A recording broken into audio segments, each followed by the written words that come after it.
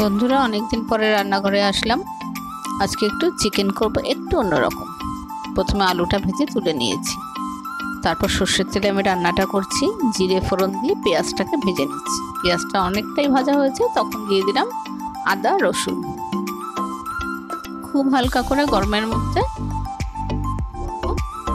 আদা রসুনটা ভাজা হয়ে গেলে এবার আমি চিকেনটা দিয়ে দিচ্ছি। কোনো রকম ম্যারিনেশন করিনি।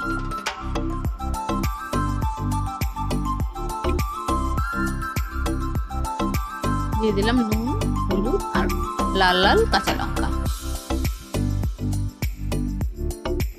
এই যে কষাতে থাকবো।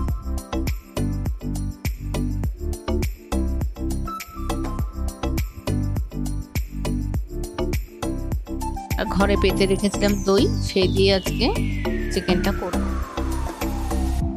দইয়ের সাথে আমি একটু কাজু আর কিশমিশ বেটে নেব। ততক্ষণ এটা হতে থাক।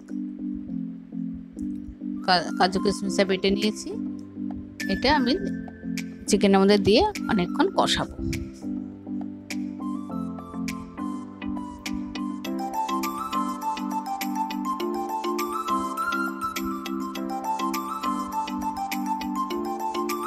কষানো হয়ে গেলে আমি জল দিয়ে ঢাকা দিয়ে দেবো।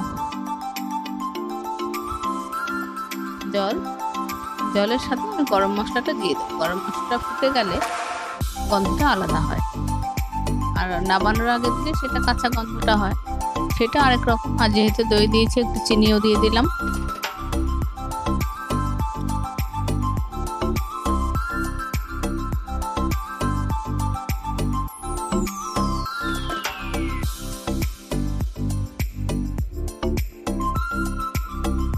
ভেজে রাখা আলু আর একটু গরম মশলা দিয়ে একটু জল দিয়ে চাপা দিয়ে ঢাকা দিয়ে রেখে দেবো।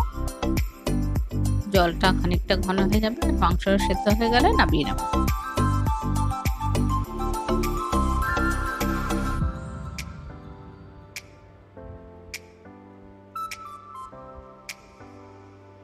একটু ঝোলই রাখবো।